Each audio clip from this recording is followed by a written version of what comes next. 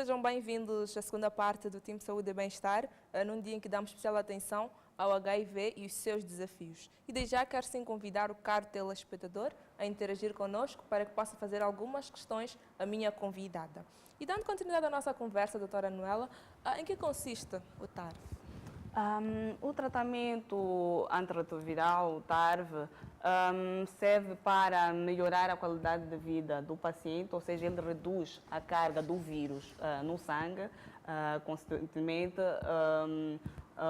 reduz a agressão do vírus às nossas células imunes, mas ele consiste em um tratamento único, em dose fixa combinada.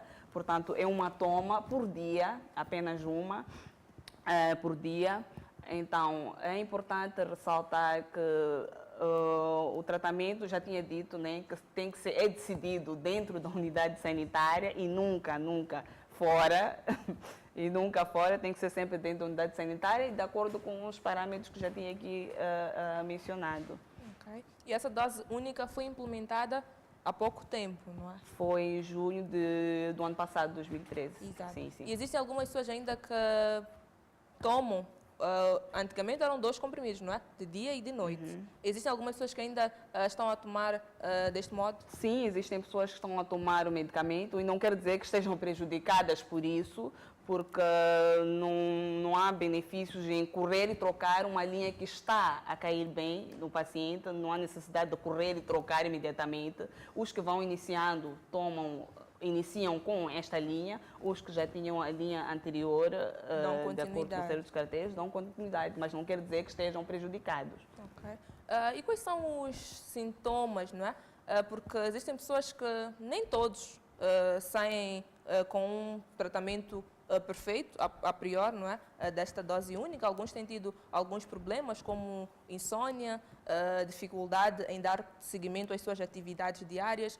Por que isto acontece com os indivíduos? E depois de um tempo, isto pode regularizar-se? A pessoa pode dar continuidade à sua vida normalmente?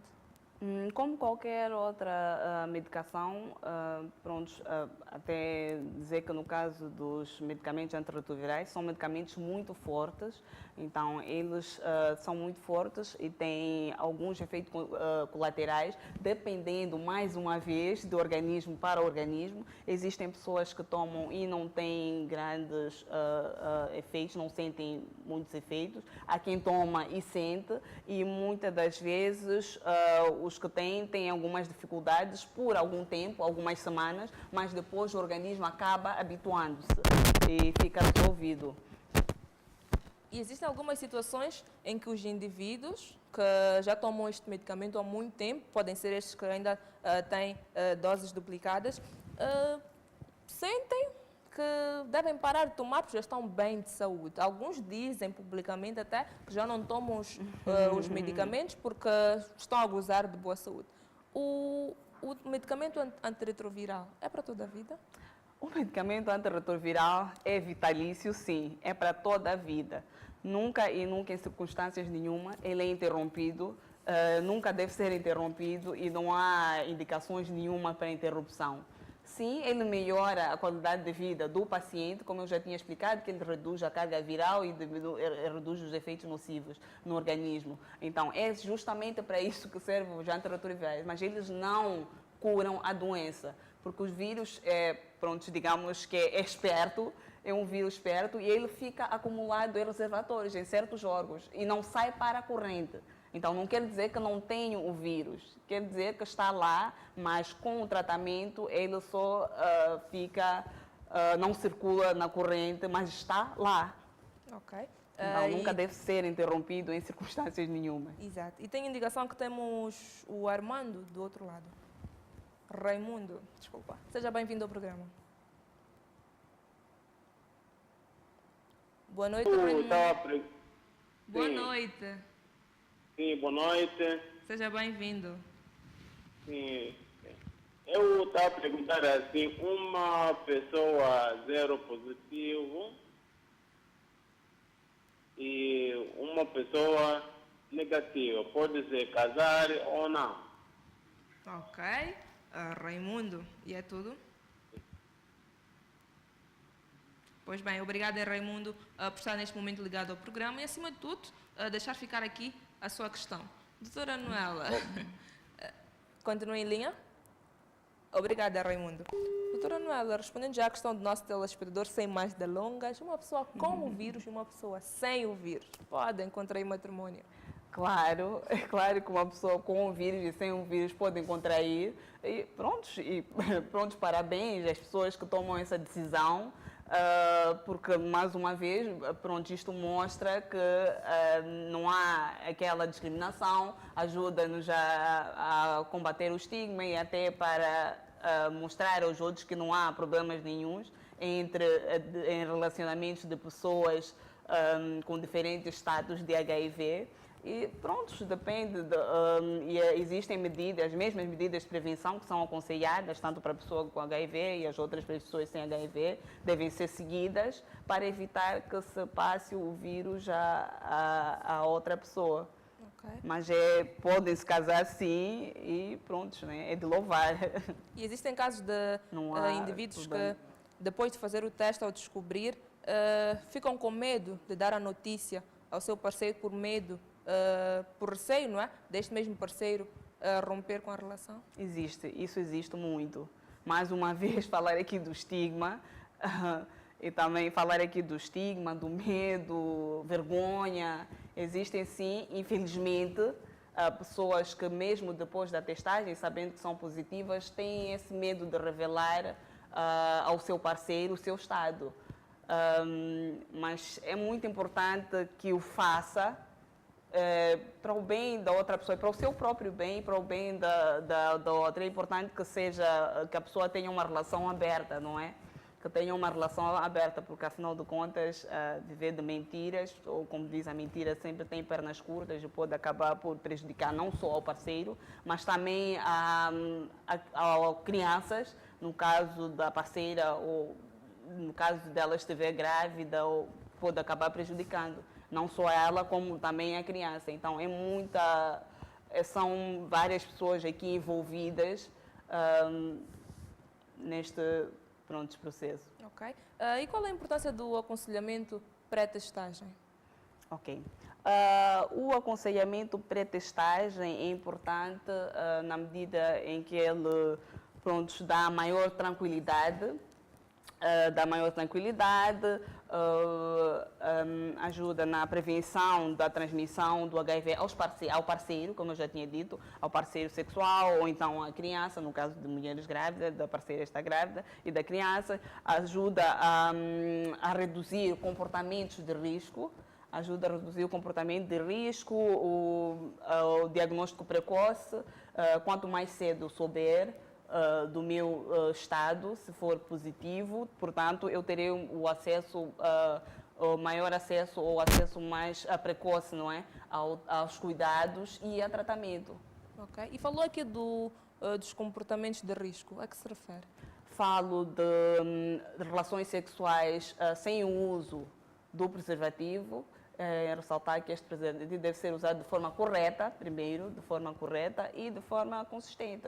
Portanto, em todas as relações sexuais, principalmente se a pessoa sabe que tem relações com múltiplos parceiros e não recorre ao uso do preservativo, a fidelidade, são comportamentos de risco. Ok. E, doutora Noela, por exemplo, uma mulher descobre que tem o vírus do HIV, diz ao seu parceiro e o mesmo também contraiu já o vírus do HIV. Existem algumas situações em que as pessoas dizem, se temos os dois o vírus, por que temos que usar o preservativo? Qual é a importância do uso do preservativo neste tipo de situações? Ok. Então, é importante usar o preservativo neste tipo de situações, sim, mesmo que os dois tenham o vírus, porque o vírus tem a capacidade de se replicar com uma rapidez extraordinária e nesta replicação toda acaba gerando vírus mutantes vírus mutantes que não são iguais de pessoa para pessoa, podem ser diferentes e pode ser que eu passe ao meu parceiro ou o meu parceiro passe-me um vírus mutante para além daquele que eu já tenho e que isso acaba prejudicando no tratamento, no próprio tratamento. Pode ser que o tratamento que eu esteja a fazer já não responda àquele vírus que foi transmitido. Então é sempre importante usar o preservativo. Independentemente de ter os dois vírus. Exatamente, é importante continuar a usar o preservativo. Ok. E depois da testagem, quais são os passos subsequentes? Ok, então depois da testagem, caso o utente decida fazer a testagem, dependendo do resultado, se ele for negativo, ressaltam-se as medidas aquelas medidas de prevenção, a mudança, a informação, a educação e comunicação para a mudança do comportamento. Ele fica a conhecer o seu estado e previne-se melhor contra a infecção pelo vírus. E caso o resultado dê positivo, faz-se o aconselhamento devido e portanto, aconselhamento pós-teste e o encaminhamento aos cuidados. Faz-se um encaminhamento no mesmo dia aos cuidados e tratamento, caso seja necessário. Existe um aconselhamento pré e pós-testagem? Exato. Quando se faz o aconselhamento faz-se em várias fases. Temos o aconselhamento pré-testagem, antes da testagem, em que não se fala apenas de matérias relacionadas ao HIV, mas também faz o aconselhamento, por exemplo, para a prevenção de doenças de transmissão sexual, doenças como hipertensão, diabetes, medidas de higiene, medidas para a promoção de saúde. Depois temos o aconselhamento durante o teste, que é a explicação das implicações do resultado, dos possíveis resultados do teste, como é que se faz a testagem, como é que se vê o resultado. Depois tem um aconselhamento após o teste, dependendo do resultado. Ok. E no aconselhamento pré-testagem, existem algumas vezes que sentem que o paciente não está ainda no melhor momento, se assim posso dizer, para receber a notícia que, se porventura tiver o vírus, que preferem adiar a testagem? Sim, existem situações de género? Sim, claro, existem situações de género e o que se tem feito geralmente é tentar conversar com o paciente e tentar aconselhá-lo no sentido de procurar alguém de confiança para conversar e decidir se quer realmente fazer o teste ou não. E também faz-se, para além disso, ele sai do gabinete do aconselhamento ou da consulta com uma marcação de data de volta. Então, ele aconselha-se a refletir, ele volta para casa, reflete e decide quando realmente quer, depois da conversa, quando realmente quer fazer a testagem, mas já tem uma data de marcação para o próximo aconselhamento. Okay. Portanto, se ele estiver pronto, a qualquer momento que ele decida fazer o aconselhamento, as portas estão sempre abertas. Okay. E quais podem ser as implicações por parte do indivíduo que não esteja ainda preparado para o resultado do teste? Pronto, as implicações são estas, sem conhecer o seu estado. Pronto, se ele passou por um aconselhamento, ele já percebe, no mínimo, que está sob risco e pelo menos vai reduzir o comportamento chamado de risco, que é a existência de múltiplos parceiros. Pelo menos ele passa por um aconselhamento antes da testagem. Então já tem um mínimo de noção do que é o comportamento de risco e da importância de redução daquele comportamento. Okay. E tivemos um telespectador em um dos boxes que disse que faz o teste trimestralmente. É assim que deve ser? É sim, eu aconselhado que se faça o teste trimestralmente, como eu já tinha dito no início, que existe aquele período em que com o teste rápido que se faz, ele não detecta, então temos aconselhado a fazer trimestralmente. É exatamente assim. Exato. E existe um perfil de pessoas que procuram os serviços de testagem? Bom, dizer que existe um perfil, a maior parte das pessoas, independentemente da idade... Doutora Anuela, deixa-me só interromper, pois tenho indicação que temos a Laura que fala de Tamatola. Seja bem-vinda. Boa noite. Boa noite, Laura. Em que podemos ajudá-la? Sim, eu sou casada, não menti para o meu companheiro, eu falei a verdade, mas nós não temos filhos. E ele insiste em querer ter filhos comigo, mas eu estou com medo. Eu não sei o que eu faço. Tem alguma questão a fazer? Sim, por que tem o medo? Não percebi bem, ela diz que tem um companheiro, é Eu porque tenho... Meu companheiro é negativo, ele não é ser positivo. Quem é ser positivo sou eu. Mas nós dois não temos filhos. E ele insiste em querer ter filhos comigo, mas eu estou com medo. Pode acontecer alguma coisa comigo, piorar o meu estado de saúde. Mas ele não entende. E o parceiro tem o conhecimento do seu estado? Sim. Eu falei com ele, eu expus todos. Não cheguei a mentir, por acaso. Está bom. Então, eu iria aconselhá-la a dirigir-se à unidade sanitária e tomar as precauções necessárias antes de engravidar. Lá receberá o devido aconselhamento e a explicação do que pode fazer nesta situação. E caso esteja... E também o mais importante é decidires quando estás preparada. Não se sinta pressionada. O mais importante primeiro é decidir engravidar quando estiveres preparada e em conversa com o seu companheiro. Se não te sentes preparada, não adianta tentar engravidar para agradar o companheiro. É o mais importante. De seguida, caso achas que estás preparada, sintas-te preparada para engravidar, aconselho-te a procurar a unidade sanitária para fazer os devido acompanhamento e lá receberá as indicações necessárias. Muito obrigada. Queremos agradecê-la, Laura, por estar desse lado ligada ao programa. Bem, e antes mesmo de recebermos aqui a Laura, já havia deixado ficar uma questão no que tange o perfil de pessoas que procuram os serviços de testagem.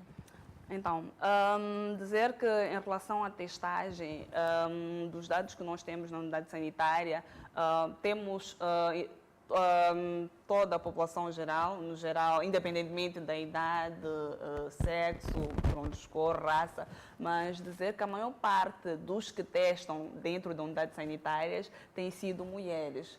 E principalmente as grávidas, porque isso deve-se ao facto de elas estarem mais sensibilizadas, ou de ser fácil sensibilizar as mulheres, justamente porque elas têm essa responsabilidade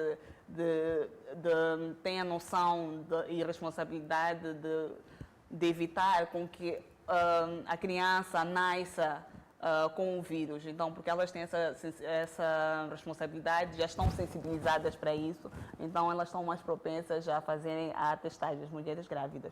Depois, dizer que fora da unidade sanitária tem sido mais os homens que fora testam, da unidade exatamente, sanitária. também é difícil alcançar os homens dentro da unidade sanitária, então as mulheres são as que mais testam, principalmente as... Ok. E ainda sobre o que a nossa telespectadora Laura questionava aqui a doutora Noela. O parceiro dela é seronegativo e ela seropositivo. Por exemplo, ele quer ter um filho, mas ela tem medo, acredito que tem medo de passar o vírus para a criança, e não só para a criança, como também para o marido. E neste tipo de situações, podia deixar uma breve explicação para os telespectadores o que deve-se fazer? Ok, então como eu já tinha dito, é importante primeiro procurar a unidade sanitária. Lá ela receberá o aconselhamento, faz o seguimento para saber qual é a situação dela, como é que está, porque depende do nível de CD4, depende da carga do vírus no sangue, que ela tiver no sangue. Então ela tem que receber todos esses cuidados antes de iniciar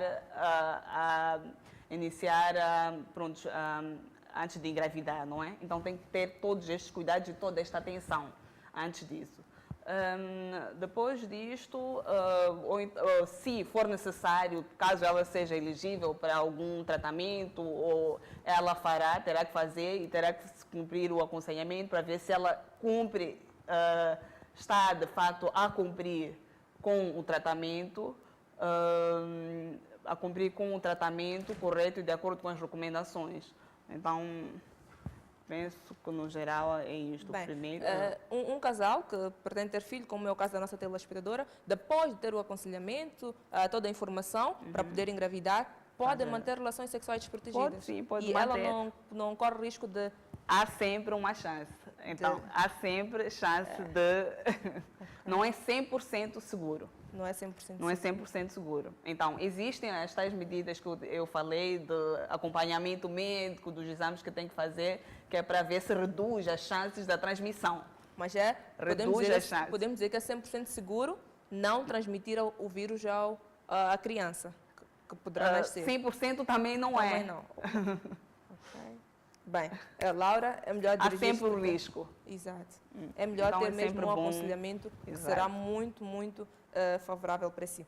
E agora, doutora Noela, quais são as condições necessárias, seja do ponto de vista clínico ou mesmo do ponto de vista nutricional, que devem ser observadas para que uma pessoa inicie o TARF? Ok, já tinha falado aqui do nível de CD4. Também a alimentação é muito importante quando se refere a um paciente, as pessoas que vivem com HIV. É importante que se mantenha uma alimentação saudável. Saudável não quer dizer que seja cara, há sempre alternativas mais baratas no Exato, mercado. porque existem pessoas de baixa renda. Exatamente, então há sempre alternativas mais acessíveis no mercado. Então, manter uma alimentação saudável e equilibrada, não é? Uma alimentação que contenha, em termos de nutrientes, que contenha proteínas, vitaminas, minerais, no caso de frutas e legumes, energia, no caso dos cereais. Então, é sempre bom manter este tipo de alimentação e condições como a redução de gorduras. É importante, sim, ter gorduras, ajudam-nos, mas que não seja em excesso a alimentação gordurosa, e também observar algumas regras de preparação dos alimentos, algumas regras higiênicas ou de preparação dos alimentos que nos ajudem a manter o nosso organismo são para aceitar qualquer tipo de tratamento com maior segurança. Ok. E doutora Noela, existem pessoas que têm este vírus, não é, do HIV-Sida, mas continuam a consumir o álcool. É aconselhável? Alguns até dizem que, olha, uma cerveja, um copo, uma taça de vinho, podemos muito bem consumir, e alguns exageram até. É aconselhável consumir o álcool? O álcool não é aconselhado, o consumo de álcool nestes casos, mas pronto, sempre há um comportamento do indivíduo é complicado. Isto pode também prejudicar este mesmo o tratamento, indivíduo. exatamente. Porque o álcool, prejudica o tanto o tratamento, comprimidos... prejudica tanto a saúde, então nunca é aconselhado exagerar no álcool. Exato. E doutora Noara, indo já diretamente àquilo que é o tema central escolhido, quais são os desafios do HIV-Sida? Ok, então neste momento nós temos o HIV-Sida no nosso contexto, no nosso país, temos tido vários desafios, como é o caso de encarar o combate do HIV-Sida, encarar como uma atividade multissetorial. Então não é só uma atividade que é responsabilidade da saúde. Não é só responsabilidade da saúde. Existem muitos outros intervenientes, mesmo no seio da sociedade, todo mundo tem que intervir. Tem os encarregados de educação, tem toda uma sociedade inteira, tem vários setores, como a ação social, transportes, interior, todos eles devem intervir. Então, encarar esta situação como algo como um assunto de todos ainda é um desafio, mas tem-se evitado esforços para que isto seja realidade, ou para se melhorar esta coordenação. Depois temos o facto da necessidade de se aumentar a mobilização a nível da comunidade para criar demanda ou encaminhamento das pessoas na comunidade para a unidade sanitária. tanto para receber os cuidados ou encaminhamento para que receba cuidados ou prevenção para o HIV ou cuidados de tratamentos, conhecimento do seu estado, dentre outros cuidados, né, que possa receber na unidade sanitária. Então, esta criação de demanda da comunidade para a unidade sanitária também tem sido um grande desafio. Também em relação ao envolvimento do homem nas atividades, nas atividades de saúde na unidade sanitária. Então, como eu já tinha visto, tem se verificado mais a presença de mulheres na unidade sanitária, então é necessário que os homens, que se crie uma espécie de demanda e sensibilização, e que se sensibilize o homem para que se dirija à unidade sanitária para receber os tais cuidados ou para a circuncisão masculina e dentre outros. Ok. E de uma forma breve, qual é a mensagem que tem a deixar ficar para as pessoas vivendo com HIV-Sida, para a sociedade no geral, para que possam, acima de tudo, deixar de estigmatizar as pessoas que têm esta doença? Ok. Primeiro é importante que se conheça o seu estado, então é importante se dirigir à unidade sanitária para que se faça o aconselhamento e a testagem, e também convidar os parceiros para a testagem, o convite aos parceiros para a testagem e algumas vezes crianças, não é? As crianças, se tiver crianças em casa também, que se faça o estado, caso seja positivo. É importante convidar, mesmo que não seja positivo, seja negativo, convida o parceiro, não é? Convida o parceiro e pronto, no caso de positividade, também é importante trazer as crianças para a testagem. Depois, a redução, o tratamento, tratar as infecções de transmissão sexual, é importante que caso sinta algum sintoma, ou caso tenha algum sintoma ou sinal de uma infecção de transmissão sexual, é importante que trate o mais cedo possível, dirija-se à unidade sanitária e trate. Depois temos a redução de comportamentos de risco, que é o dito uso de preservativo de forma correta e persistente e consistente. Temos também o tratamento, não é? O próprio tratamento, cumprimento do tratamento de acordo com o recomendado, não é? De acordo com o recomendado, temos o cumprimento correto do tratamento e, por fim, este envolvimento da própria sociedade, de toda a sociedade neste combate. Por exemplo, nós ou a sociedade, né, como pai, irmão, filho, avô, todos têm que estar envolvidos nesta atividade. Ok. Acredito que ficou aqui o essencial acerca do tema escolhido para a edição de hoje. Doutora Noela, quero muito agradecê-la por ter estado cá e até uma próxima oportunidade. Obrigada. E quero também, neste momento, agradecer o caro telespectador por ter estado ligado ao programa num dia em que damos especial atenção ao HIV e os seus desafios, principalmente a nível do nosso país. O nosso próximo encontro fica marcado para a próxima semana, no mesmo horário. Até lá.